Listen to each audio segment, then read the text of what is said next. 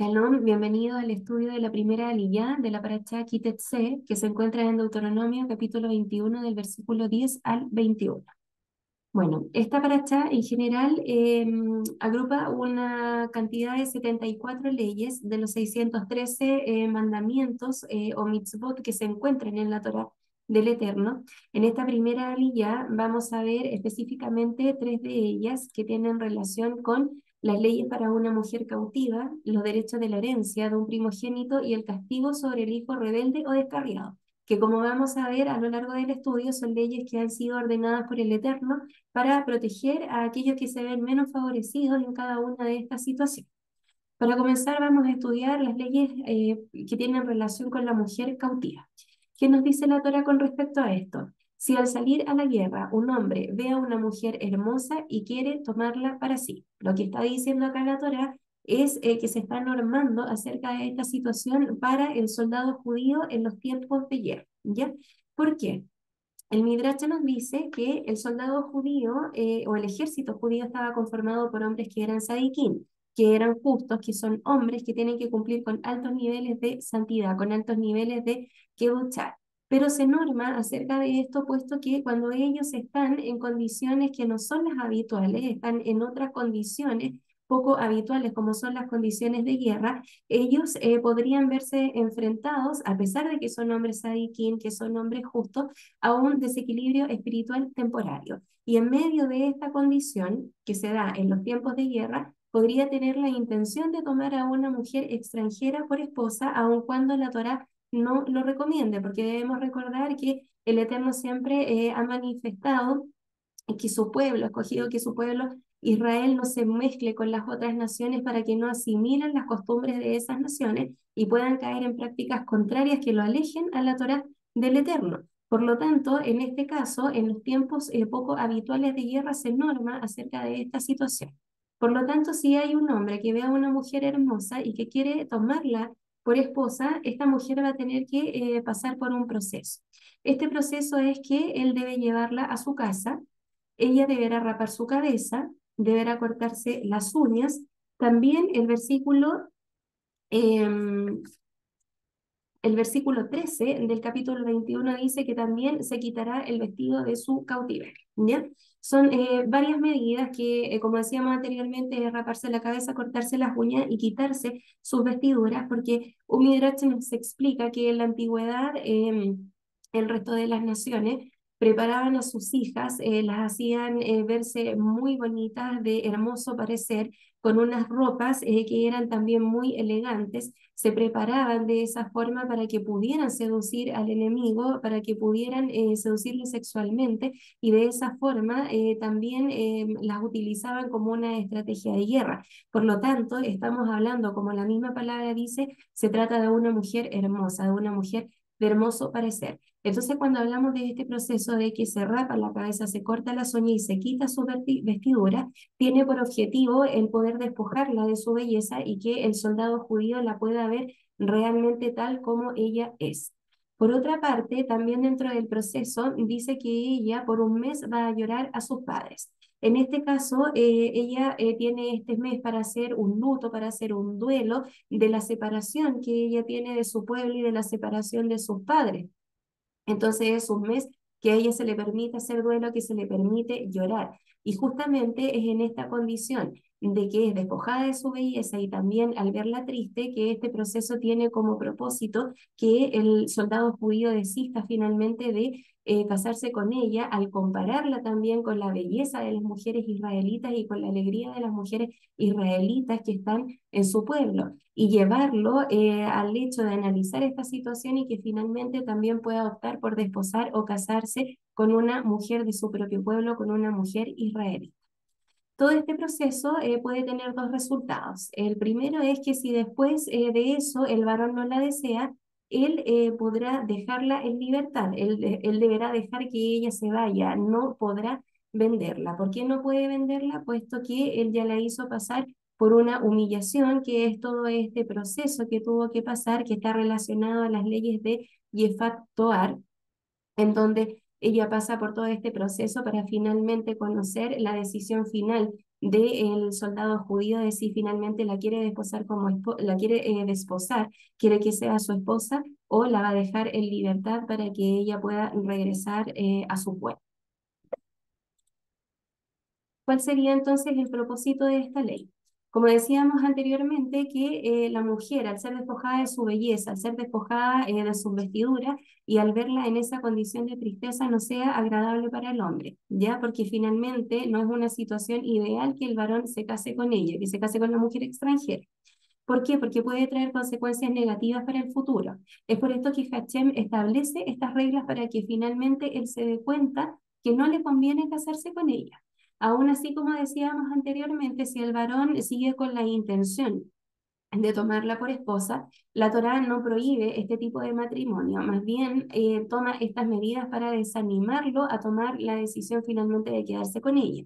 Si el hombre se quiere casar a pesar de esto, puede hacerlo, sin embargo, corre el riesgo de que con el tiempo ella se convierta en una mujer aborrecida y eventualmente nazca un hijo rebelde de su matrimonio. Entonces estamos viendo esta primera medida, esta primera ley en esta primera aliyá que tiene por objetivo desanimar al soldado judío a desposar a la mujer extranjera justamente para no caer en eventuales situaciones como la del hijo rebelde o la de la mujer aborrecida, que son las dos leyes siguientes que también vamos a estudiar en esta primera aliyá.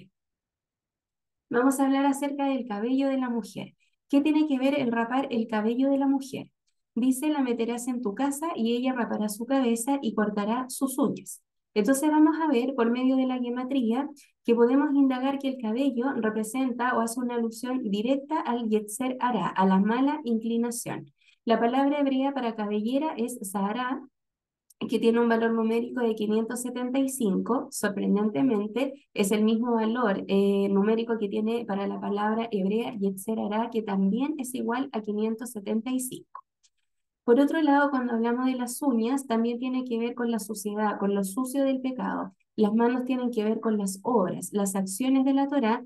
Cuando el ser humano ha transgredido la ley, tiene unas manos, unas obras que son desalineadas. Y este tiene que cortarse las uñas. Entonces la suciedad también va a representar la desobediencia al Eterno. Por eso también se habla que cuando la mujer extranjera tiene que pasar por este proceso, también se podría relacionar a un proceso de purificación que era semejante al que tenían que pasar los leprosos, los nazareos e incluso los levitas cuando ellos tenían que rasurar todo el pelo de su cuerpo.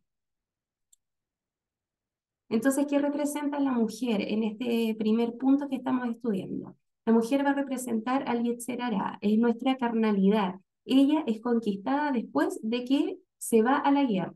De la misma forma, nosotros como seres humanos cada día tenemos una batalla todos los días dentro de sí. Todos los días batallamos en contra de nuestro Yetzer Hara, ¿no es cierto?, de la mala inclinación. Es una batalla constante entre lo espiritual y lo carnal.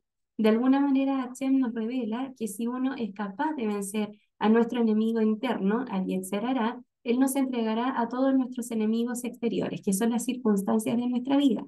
Nosotros hemos estudiado en más de una ocasión que el cumplimiento de una mitzvah te lleva al cumplimiento de otra mitzvah y así sucesivamente, tal como el pecado te lleva a cometer otro pecado. Por lo tanto, cuando nosotros nos esforzamos y estamos cumpliendo con las ordenanzas, con los mandamientos del Eterno, vamos a ver también que el Eterno se va a encargar de cada una de las circunstancias de nuestra vida para que estos tampoco sean algún distractor, para que nosotros podamos seguir inmersos en el estudio de la Torá y en el cumplimiento de las mitzvot, de los mandamientos del Eterno. El Yetzer Hara se puede comparar con el fuego. También el fuego que tiene altos grados de combustión y también con niveles altos de ego. Entonces, el único elemento que puede apagar ese fuego es un elemento que es el agua y que está representado en este caso por la Torá del Eterno. Acá cuando nosotros nos referimos acerca del resultado que podía tener también la mujer extranjera, hablamos en el caso de que finalmente el soldado judío no quisiera desposarle, debía ser puesta en libertad, no podía venderla para que ella pudiese regresar a su pueblo, puesto que había sido humillada al pasar por toda esta situación. pero también estaba el otro resultado, en el caso de que la mujer sí quisiera pasar por todo este proceso de conversión, si quisiera pertenecer al pueblo judío y aún habiendo pasado todo este proceso, el soldado judío aún quisiera desposarla, quisiera tomarla por esposa. Con respecto a eso, el Midrash nos habla acerca de algo que es muy bonito, porque dice que a través de esta mitzvah, a través de esta ley de Yefat Toar, el Eterno rescató varias almas de entre las naciones que estaban destinadas para pertenecer al pueblo judío. Por lo tanto, en este cumplimiento de esta ley, en este cumplimiento de esta mitzvah, también vemos la misericordia del Eterno de rescatar a algunas almas para que puedan pertenecer a su pueblo, para que puedan pertenecer a su pueblo escogido. Bueno, vamos entonces a hablar acerca de la segunda ley que nos habla esta primera aliyá, que tiene relación con los derechos de herencia del primogénito. ¿Qué nos dice la Torá con respecto a esto? No puede él hacer primogénito al hijo de la amada con preferencia al hijo de la aborrecida. Acá estamos hablando del caso de un varón que tiene más de una esposa, que tiene una esposa a la cual ama y otra esposa a la cual aborrece. Nos habla acerca de el día en que él tenga que repartir sus bienes, que tenga que repartir todo lo que tiene entre sus hijos. Él no puede hacer primogénito al hijo de la madre. Lo que él debe hacer es que debe reconocer al primogénito, al hijo de la aborrecida, dándole una porción doble de todo lo que él tiene. ¿Por qué es importante también hablar acerca de esta ley? Porque hemos visto en muchos casos a través de la Torá en que la primogenitura no ha sido dada al primer hijo. Tenemos, por ejemplo, el caso de Jacob, que dio la primogenitura a los hijos de Joseph. Joseph es el hijo de Jacob, que era hijo de su amada Rachel. Pero en este caso nosotros podemos ver, y en varios ejemplos más a lo largo de la Torá, que en este caso no fue dada la primogenitura a los hijos de Joseph porque fuera el hijo de la mujer más amada, sino que acá estamos hablando de que Rubén, que fue el primer hijo, cometió un acto de adulterio que hizo que él perdiera este derecho de la primogenitura y así también sucesivamente el resto de los hijos que fueron cometiendo errores a lo largo de su vida, acciones que iban en contra de la Torá, que los hicieron perder este derecho a la primogenitura. Por lo tanto, nosotros acá, cuando estamos hablando de el hijo de la mujer aborrecida, estamos hablando de un hijo que efectivamente sí ha cumplido con los preceptos de la Torá y que merece el derecho a su primogenitura. Por lo tanto, acá lo que está diciendo la Torá entonces es que este varón, por mucho que ame más a la otra mujer, no puede ser primogénito al hijo de esa mujer, sino que tiene que reconocer al primogénito de la mujer aborrecida. ¿Qué hace el primogénito tan especial para recibir dos partes? Bueno, en términos prácticos, entonces nosotros para poder entender acerca de esta ley, vamos a ver qué significa que si hay 5 hijos, primero se debe dividir la herencia en 6 partes y el primogénito se va a quedar con 2 partes y todos los demás hijos se van a quedar con uno, ¿ya?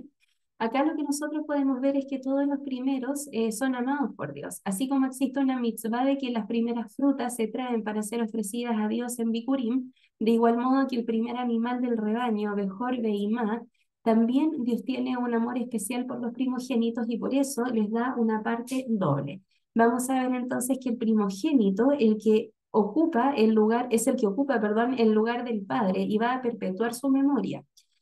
Fue su nacimiento el que convirtió al Padre como tal, es el que reveló su latente poder de paternidad. Por eso es tan especial el hijo primogénito y por eso recibe estas 2 partes. Es una de las razones por las cuales vemos en la antigüedad que en general eran solo los hijos varones los que heredaban, porque eran ellos en la antigüedad los hijos que continuaban el nombre de la familia.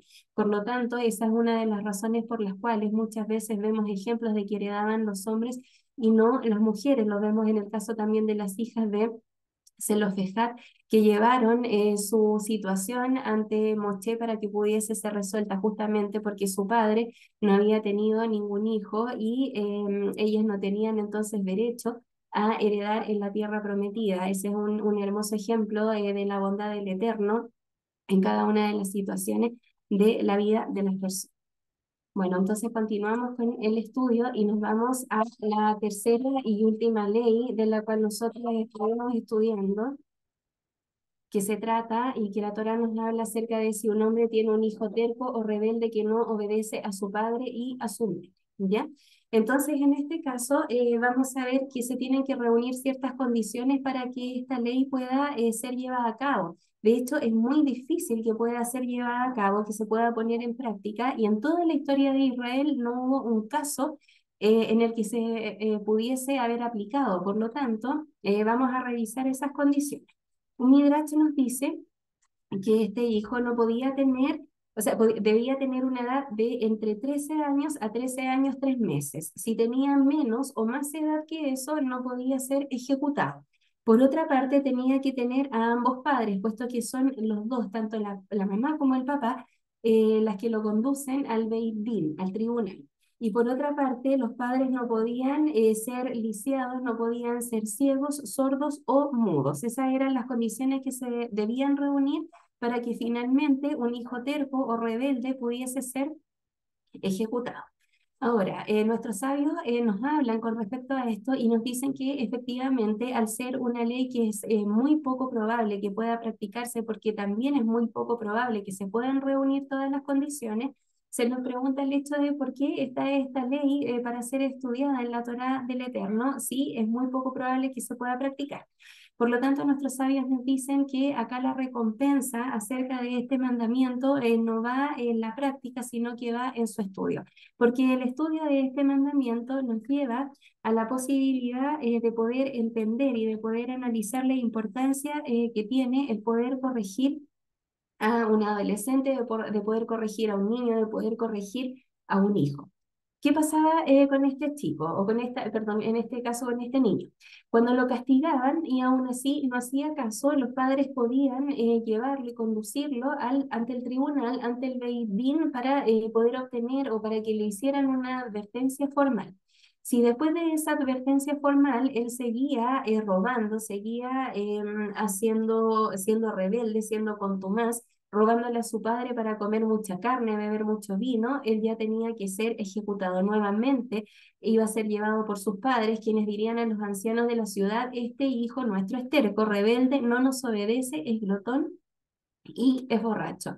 Por lo tanto, acá es donde tenemos la recompensa del estudio de esta ley que, como decíamos anteriormente, no se puede o es muy poco probable que pueda llevar a ser a cabo porque debe reunir condiciones que son poco probables que se cumplan, pero esta sección nos habla acerca de la importancia de poder corregir a nuestros hijos, de no justificarlo o de no pasar por alto la desobediencia de ellos, sino que debemos corregirlos de acuerdo a lo que dice la Torá del Eterno, debemos conducirlos y enseñarles conforme a lo que dice la Torá y los mandamientos. Debemos reprocharlos e inculcarles verdaderos valores judíos para evitar que a futuro ellos puedan tener un final amargo, que también pueda ser un final amargo para los padres, que puedan cuestionarse el hecho de que si los hubiesen corregido no tendrían los resultados que actualmente están teniendo.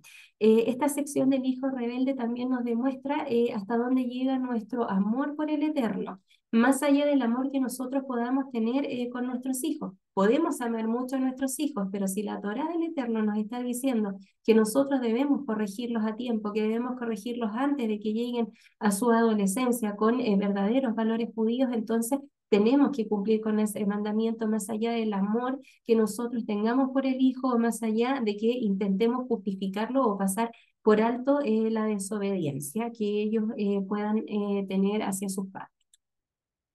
El propósito de esta ley, entonces, vamos a ver que la rebeldía es considerada por el Eterno como una actitud muy grave. Tiene que ser duramente corregida en la vida de un niño antes de que llegue a la adolescencia. ¿Ya? ¿Por qué? Porque nosotros debemos enseñar los caminos del Eterno a cada uno de nuestros hijos para que ellos puedan tener un dominio propio.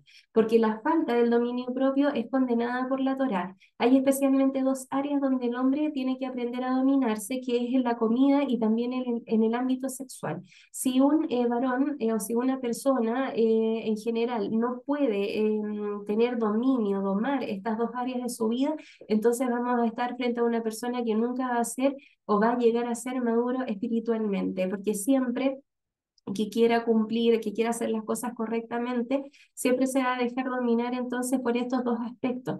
Esto es muy importante de que cada una de las personas, cada uno de nosotros pueda dominar estos dos aspectos de la vida para en el fondo poder dominar todo el resto, para poder ser personas maduras espiritualmente, personas que estemos inmersas en el estudio de la Torá, que tengamos un dominio propio para también cumplir con los mandamientos del Eterno, con lo que dice la ordenanza del Eterno, y como veíamos también en los puntos anteriores, el hecho de poder cumplir con los mandamientos del Eterno, que Él nos pueda librar de consecuencias que pudiesen ser negativas para nuestra vida, que pudiesen ser distractores para nuestra vida, que nos alejen de la Torá del Eterno o que no nos dejen poder proponernos el estudio de la Torá o el cumplimiento de los mandamientos como corresponde. Bueno, esto es lo que yo les quería compartir de esta primera aliyá. Nos vemos en una próxima oportunidad. Shalom.